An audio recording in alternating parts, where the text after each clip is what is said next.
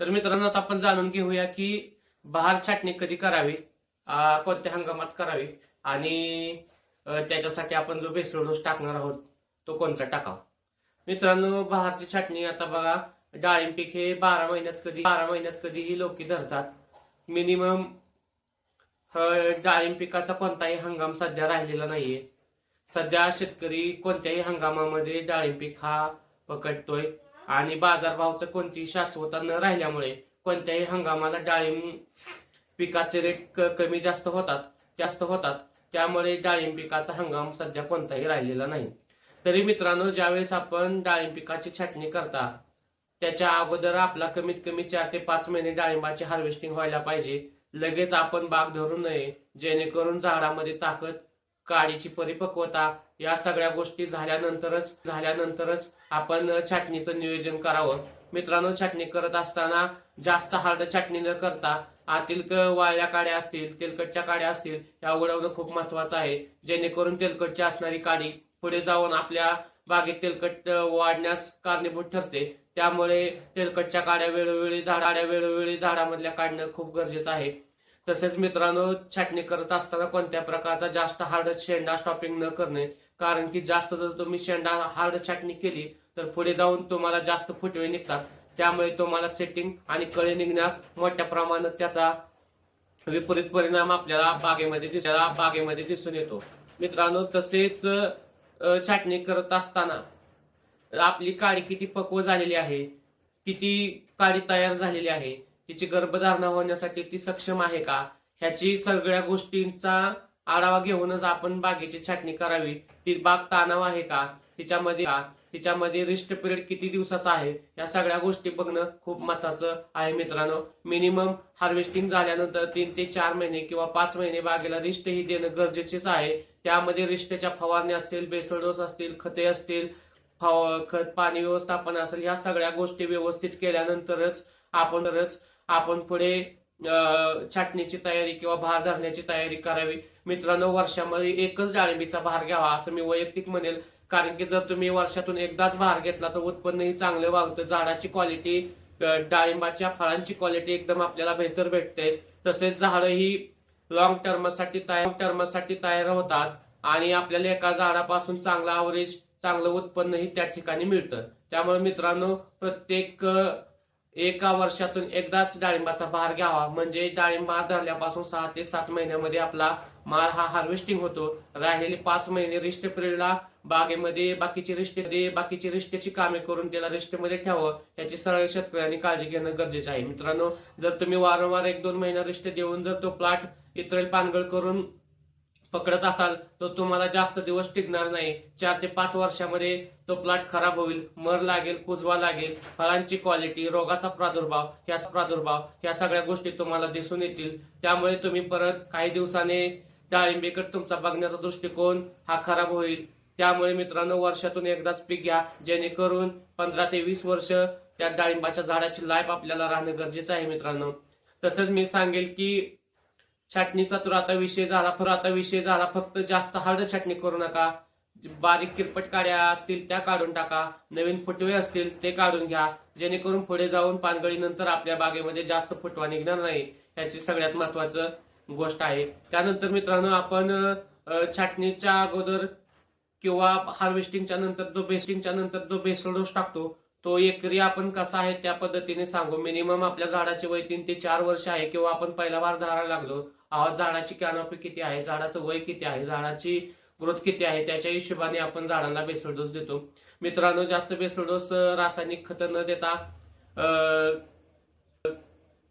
जैविक आणि रासायनिकचा मेळ घालून आपण शेती करणं गरजेचं आहे, जेणेकरून उत्पन्नही चांगलं राहील, जमिनीची सुपीकता चांगली राहील आणि पुढे जाऊन जास्त दिवस आपल्याला डाळिंब पीक घेता येईल. यासाठी मित्रांनो, एकरी मी तुम्हाला डोस सांगतो. मिनिमम एकरामध्ये 400 ते 450 रोपे बसतात. त्या हिशोबाने मी तुम्हाला एकरी डोस सांगतोय. सध्या अगोदर पण मी तुम्हाला एकदा एकरी डोस सांगितलेला आहे 6 महिन्याच्या बेसल डोस साठी, तरी आताही मी तुम्हाला सांगत आहे. मित्रांनो, शेणखत 4 ते 5 वर्षाचं जर आपलं झाड असेल तर रिस्टमध्ये शेणखत त्याला 15 ते 20 किलो प्रति झाड हे गेलंच पाहिजे.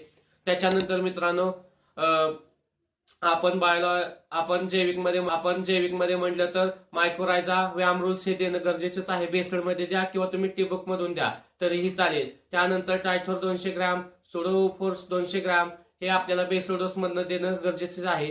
त्यासाठी मित्रांनो बेसल डोसचा तुम्हाला लिस्ट सांगतोय ते तुम्ही नोंद करून घेऊ शकता.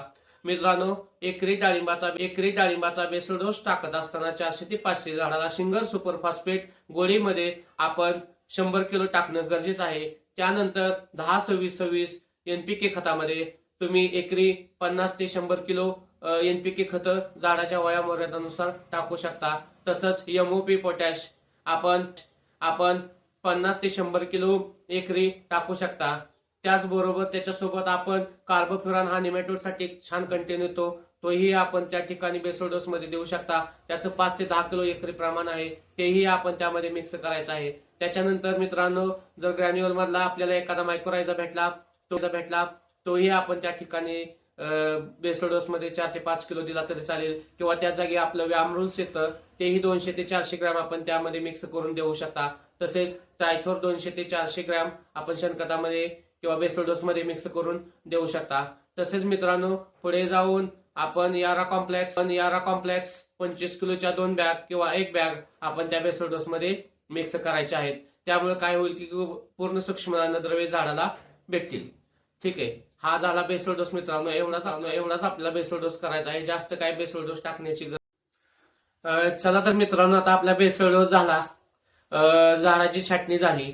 आता इथून प्रोसेस पुढची आहे की पानगळ आणि इथून पुढच्या फवारण्या, बाग सेटिंग करण्यापर्यंत ह्याचा आपण आता थोडक्यात आढावा घेऊया. मित्रांनो, आता डाळिंबीची छाटणी झालेली आहे. आता आपल्याला पानगळ करायची आहे. पानगळीच्या अगोदर किंवा छाटणी झाल्यानंतर आपण एकदा बोर्डो फवारून घेणं गरजेचं आहे. झालेल्या झाडावर जखमा असतील, इतर बागेतील कात्र्या आपल्या छाटणाऱ्या लेबरने वापरलेल्या असतात, त्यामुळे तिथे येणारी बुरशी असेल, तेलकटची बुरशी असेल, इतर बुरशी असतील, त्याच्यासाठी आपण छाटणी झाल्यानंतर बोर्ड मारतो. त्यानंतर मित्रांनो, आपल्याला जर उन्हाळी बहार असेल तर आपल्या पानगळीच्या अगोदर 10 दिवस जरी आपण 0.50 मिलीने अर्धा मिलीने जर आपण इथरेल मारलं 0.050 सोबत, तरीही 10 ते 15 दिवसामध्ये आपल्या बागेतील 50-60% पाने पिवळी पडून न्यूट्रल होतात.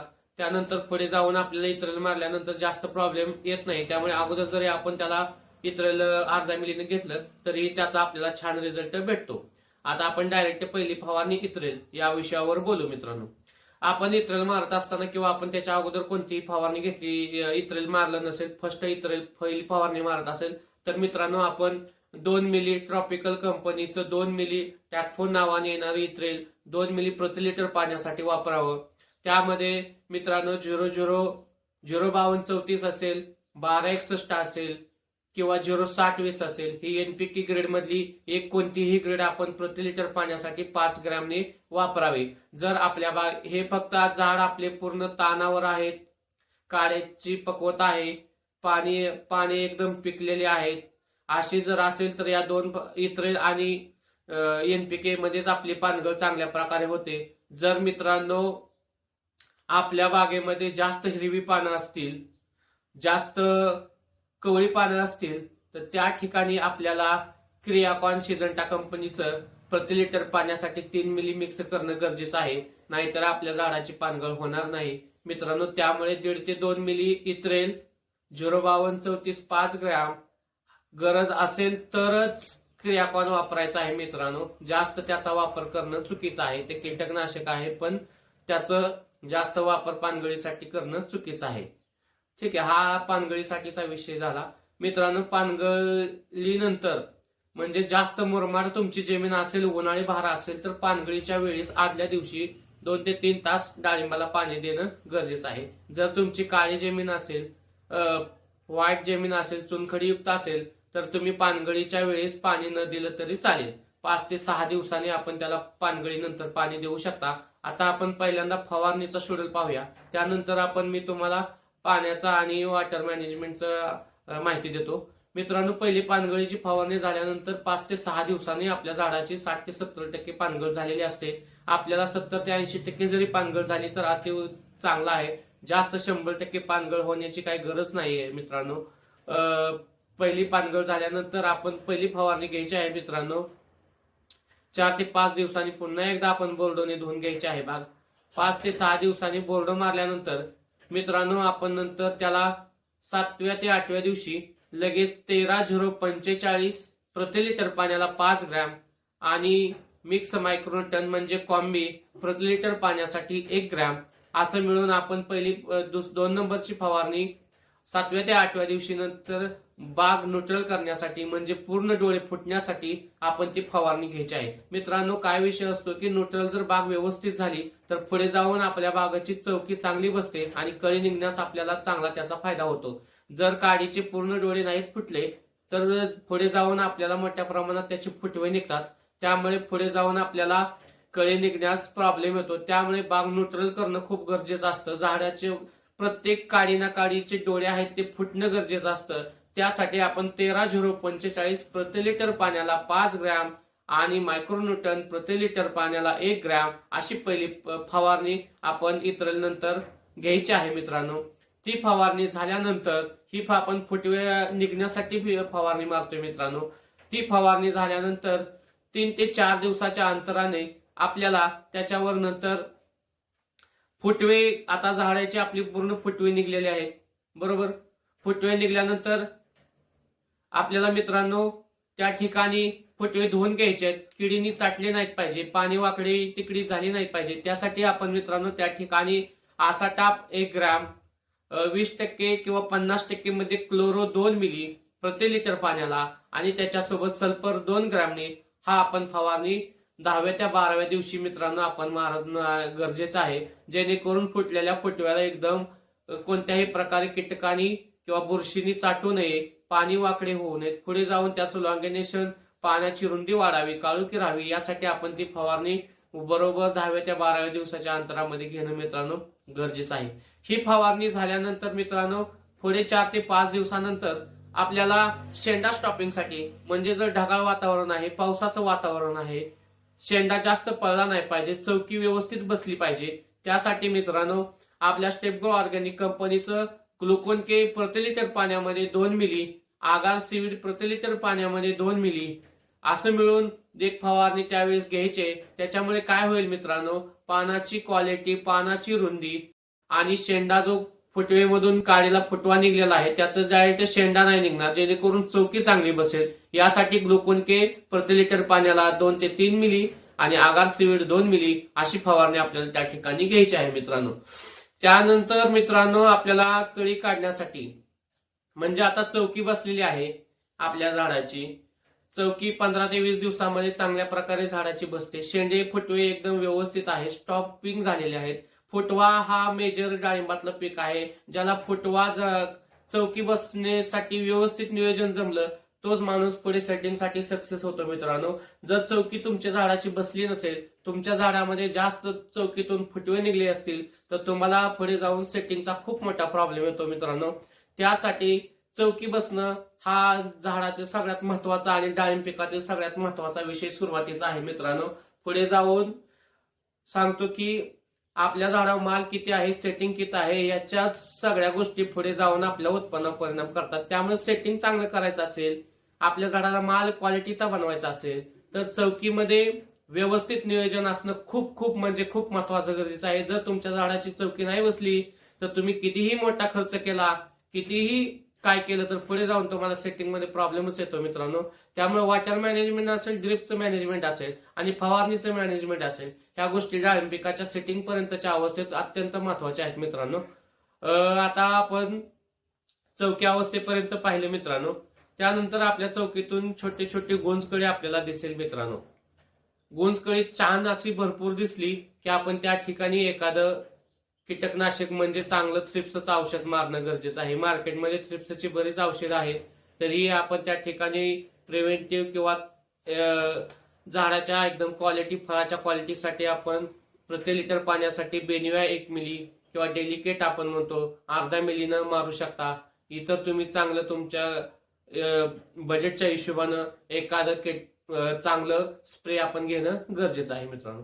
त्याच्यानंतर मित्रांनो आपण पुढे जाऊन कळीचे स्ट्रोक चांगला निघावा, कळी मोठी निघावी आणि तसेच कळी लांबटी निघल्यामुळे पुढे जाऊन साईजला आपल्याला प्रॉब्लेम येणार नाही, चौकीमध्ये ग्रोथ चांगली व्हावी कळीची, यासाठी आपण स्टेप ग्रो ऑर्गॅनिक कंपनीचं मित्रांनो कॉन्टॅक्स नावाने येणारं एल सिरीज मधलं 18 अमिनो ऍसिड असणारं कॉन्टॅक्स नावाचं औषध आहे ते आपण वरून फवारणार आहे. त्याचं प्रति लिटर पाण्यासाठी 2 मिलीचं प्रमाण आहे मित्रांनो ते, आणि त्याच्यासोबत सीएमबी कॅल्शियम मॅग्नेशियम बोरॉन येणारं सीएमबी, आणि त्याच्यासोबत झेनॉक्स ऑक्साईड मधलं झिंक प्रति लिटर पाण्याला 1 मिली असं मिळून आपण त्या ठिकाणी फवारणी देणार आहोत. त्यामुळे काय होईल मित्रांनो, कळीचा स्ट्रोक चांगला निघेल, पानाची क्वालिटी कळीची क्वालिटी एकदम अतिशय बेहतर राहील.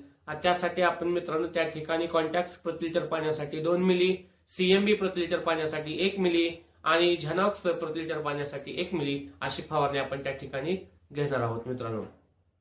आता मित्रांनो आपण या अवस्थेमध्ये मिनिमम 30 दिवस पूर्ण झाले असतील त्या ठिकाणी आपल्याला झाडाची कळी चांगल्या प्रकारे दिसेल.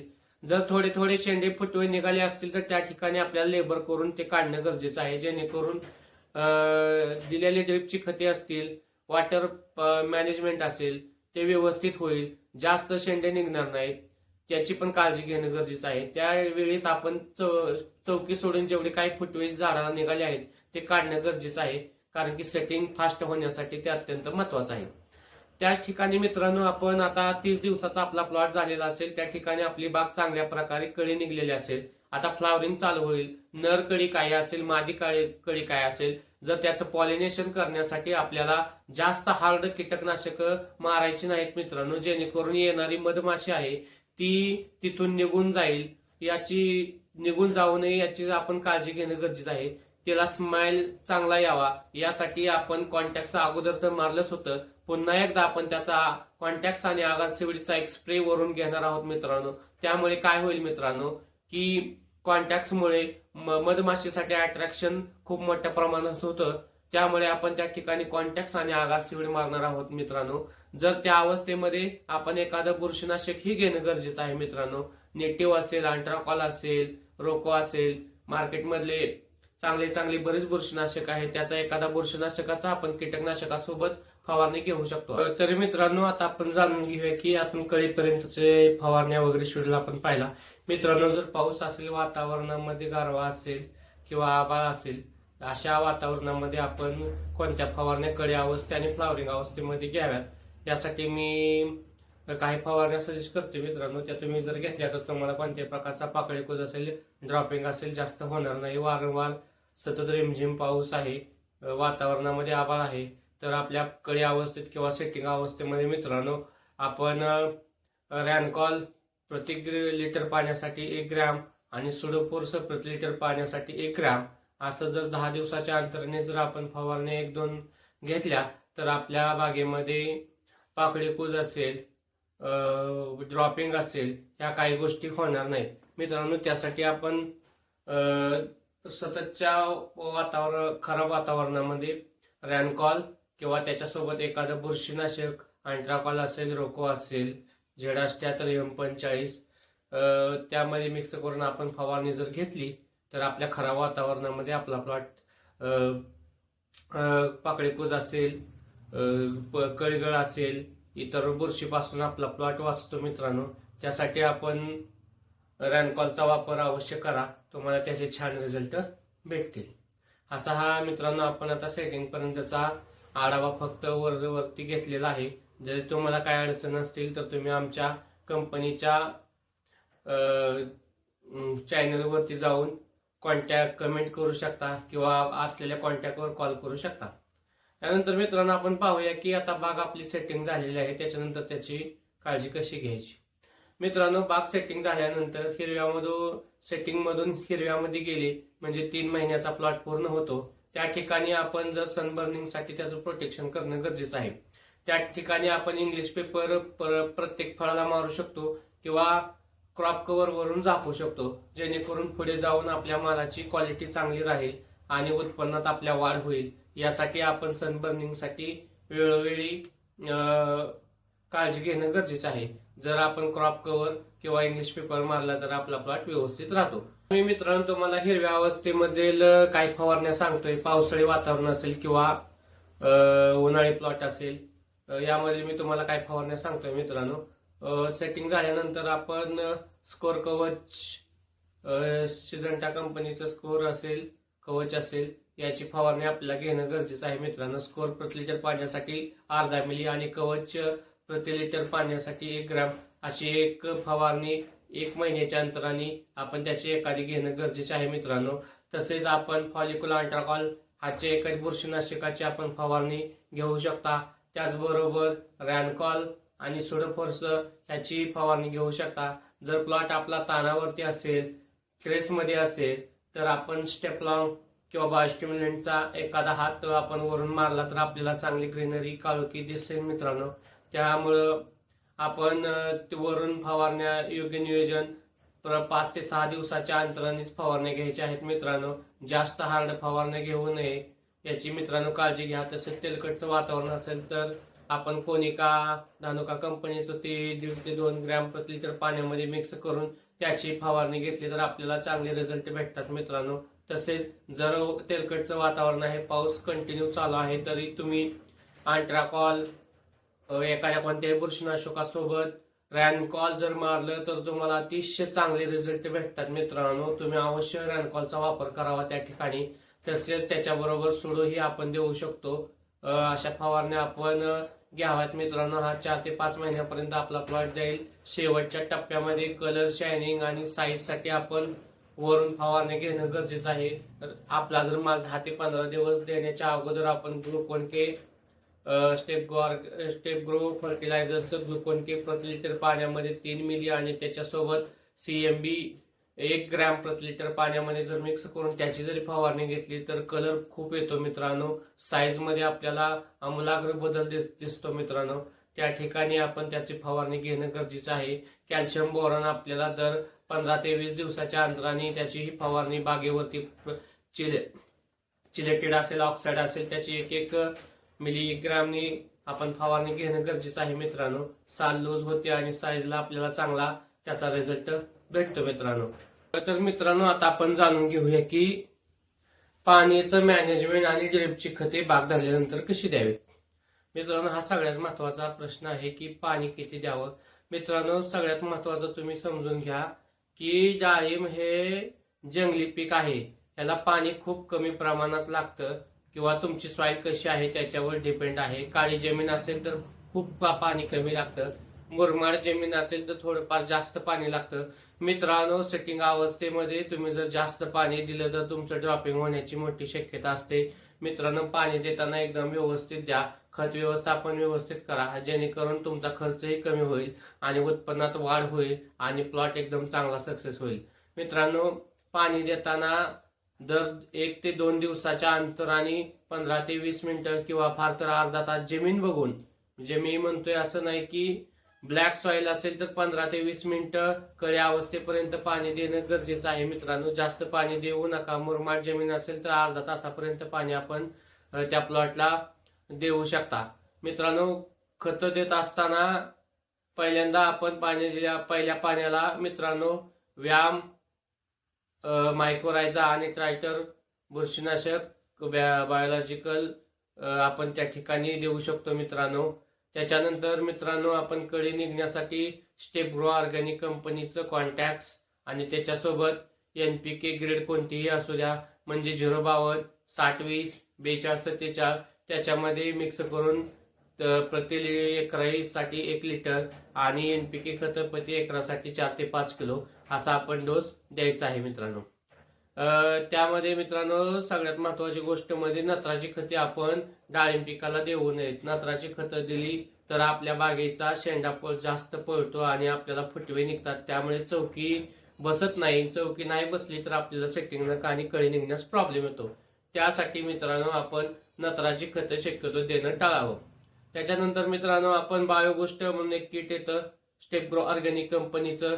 त्यामध्ये आपल्याला झिंकच्या बॅक्टेरिया असतील, कॅल्शियम मोबिलायझिंग बॅक्टेरिया असतील, फॉस्फरस बॅक्टेरिया असतील, पोटॅश बॅक्टेरिया असतील, मायक्रोरायझा असेल, ट्रायको असेल, सुडो असेल आणि त्याच्यासोबत जलमधलं चांगल्या प्रकारचं सीवीड 1 किलो असेल. अशा आपल्याला बॅक्टेरिया 1 टाइम कॉम्बो मध्ये आपल्याला बागेला द्यायचे आहेत. त्याच्यामुळे आपल्या बागेची ग्रोथ ताकद मोठ्या प्रमाणात वाढेल मित्रांनो आणि आपल्याला कळी सेटिंग चांगल्या प्रकारे होईल. त्यासाठी आपण दर 1.5 महिन्याच्या अंतराने स्टेप ग्रो ऑर्गॅनिक किंवा कंपनीचं बायोबूस्ट किट हे आपल्याला देणं गरजेचं आहे मित्रांनो. त्याच्यानंतर मित्रांनो खतं देत असताना आपण फॉस्फरस कळी अवस्थेत वाढवायचं आहे जेणेकरून कळी चांगली निघेल. कळी अवस्थेपर्यंत आपण फॉस्फरस जास्त असणाऱ्या ग्रेड देणं गरजेचं आहे. म्हणजे 60-20 असेल, 052 असेल, या आपण त्या ठिकाणी देणं गरजेचं आहे. किंवा नागार्जुन कंपनीची 645 ही ग्रेड येते, ती अतिशय कळी काढून सेटिंग करण्यासाठी आपल्याला चांगली हेल्प करते मित्रांनो. ती आपण त्या अवस्थेमध्ये देऊ शकता. दर 3 ते 4 दिवसाच्या अंतराने आपण खतं द्यायची आहेत. वारंवार खतं द्यायची नाहीत मित्रांनो. आणि महत्वाचा मुद्दा, ड्रिप मधून आपण कोणत्याही प्रकारचं हार्ड बुरशीनाशक कीटकनाशक ड्रिप मधून देऊ नका, जेणेकरून आपण दिलेल्या बॅक्टेरिया असतील, सूक्ष्म असणारी आपली बॅक्टेरिया असतील त्या मरू नयेत, जमिनीची सुपीकता राहावी. त्यासाठी आपण जेणेकरून बॅक्टेरियाचा वापर जास्त करावा आणि रासायनिक आणि केमिकल असणाऱ्या बुरशीनाशकाचा वापर टाळणं महत्वाचं आहे मित्रांनो. त्याच्यानंतर मित्रांनो सेटिंग नंतर आपल्याला थोडंसं पाणी वाढवायचं आहे मित्रांनो. आपली बाग हिरव्यामध्ये असते, हिरव्या अवस्थेमध्ये थोडी पाण्याची गरज असते. त्यामुळे आपण तिथं हार्डली 10 ते 20% पाणी पहिल्या कळी अवस्थेपेक्षा वाढवू शकतो मित्रांनो. त्या अवस्थेत आपण फुगवणीसाठी एक समान फॉस्फरस पोटॅश असणारा ग्रेड देणं गरजेचं, जसं की 8-21 असेल, त्याच्यानंतर 037 असेल, थोडं 42-47 असेल, या ग्रेड देणं गरजेचं आहे. त्यासोबत फॉस्फरस बॅक्टेरिया, पोटॅश बॅक्टेरिया हे आपण देणं गरजेचं आहे. मुळीवर आपल्याला लक्ष द्यायचं आहे. मुळी चालली पाहिजे. त्या अवस्थेमध्ये निमॅटोड येण्याची जास्त शक्यता असते. त्या अवस्थेत आपण स्टेप ग्रो ऑर्गॅनिक कंपनीचा निंजा हा मॉलिक्युल होतो, एकरी 500 ग्रॅम त्याचं ऍप्लिकेशन व्यायाम सोबत देणं त्या अवस्थेमध्ये खूप महत्वाचं आहे, जेणेकरून मुळ्या चांगल्या राहतील, निमॅटोडचा प्रादुर्भाव वाढणार नाही, ह्याची पण काळजी आपल्याला तिथं घेणं गरजेचं आहे. त्याच्यानंतर मित्रांनो, जर हार्डली आपला आता 4 ते 5 महिन्यानंतरचा प्लॉट तयार झालेला आहे, 1 महिना आपल्या प्लॉटला बाकी आहे, झाडाची ग्रोथ व्यवस्थित आहे, साईज चांगली आहे, या अवस्थेत आपण खालून सुद्धा ट्रायकोसुडो देणं गरजेचं आहे. ग्लुकोन के हे आपल्याला त्या ठिकाणी 2 ऍप्लिकेशन देणं गरजेचं आहे. ग्लुकोन के प्रति एकरासाठी 1 लिटर आणि त्याच्यासोबत आपण कोणत्याही एनपीके ग्रेड एखादी त्याच्यासोबत देऊ शकता मित्रांनो. त्यामुळे आपल्याला काय होईल, कलर मध्ये आणि साईज मध्ये आमूलाग्र बदल दिसेल आणि पुढे जाऊन आपल्याला सगळ्यांपेक्षा वेगळा रेट भेटेल, चांगला रेट भेटेल आणि मार्केटमध्ये आपल्या मालाची मागणी चांगली होईल. ह्याची मित्रांनो सर्वांनी काळजी घेणं गरजेचं आहे. पण वातावरणानुसार वेगवेगळ्या फवारण्याचे बदल असतील, ड्रिप ऍप्लिकेशनचे बदल असतील, वॉटर मॅनेजमेंट असेल, हा आपण कोणत्या बहारला प्लॉट धरलेला आहे, सध्या वातावरण कसं आहे, पावसाचं प्रमाण किती आहे, याच्यावर सगळं मित्रांनो डिपेंड असतं.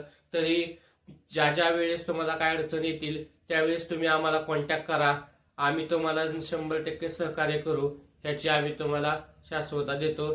तुम्ही आमच्या चॅनलला परत एकदा सांगतो की तुम्ही सबस्क्राईब करा, जेणेकरून तुम्हाला चांगल्या प्रकारची माहिती वेळोवेळी भेटत जाईल, प्रत्येक पिकातली माहिती तुम्हाला भेटेल आणि तुमची शेती चांगली होईल. कमी खर्चामध्ये चांगलं उत्पन्न घ्यायचं असेल तर तुम्ही स्टेप ग्रो ऑर्गॅनिक कंपनीचं तंत्रज्ञान हे अवलंबलंच पाहिजे. तुम्ही एकदा या तंत्रज्ञानाचा वापर करून बघा, आमची माहिती घेऊन बघा, तुम्हाला अतिशय चांगल्या प्रकारे रिझल्ट भेटतील आणि तुमचे मानसिक समाधान, आर्थिक बचत होईल, ह्याची आम्ही तुम्हाला शाश्वता देऊ.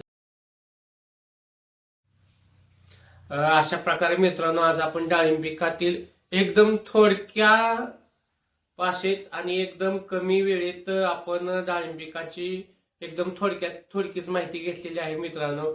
जर तुम्हाला अजून आमच्याकडून चांगली माहिती हवी असेल किंवा आमच्याशी कॉन्टॅक्ट करायचा असेल तर तुम्ही आमच्या चॅनलला सबस्क्राईब करा, लाईक करा आणि तुमच्या इतर मित्रांना, शेतकऱ्यांनाही तुम्ही शेअर करा.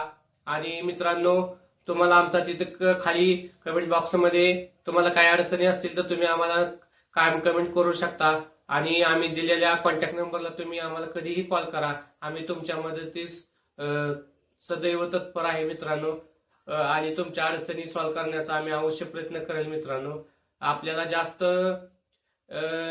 पूर्ण माहिती या ठिकाणी आपल्याला देता येत नाही मित्रांनो वेळेअभावी, त्यामुळे एकदम थोडक्या भाषेत मी तुम्हाला सांगितलं आहे. तुम्हाला काही अडचण असेल तर तुम्ही आम्हाला कमेंट करा किंवा आम्हाला कॉन्टॅक्ट करा आणि आमच्या चॅनलला सबस्क्राईब करा. तुम्ही आमची माहिती ऐकली, वेळ काढून वेळेत वेळ दिला त्याबद्दल धन्यवाद.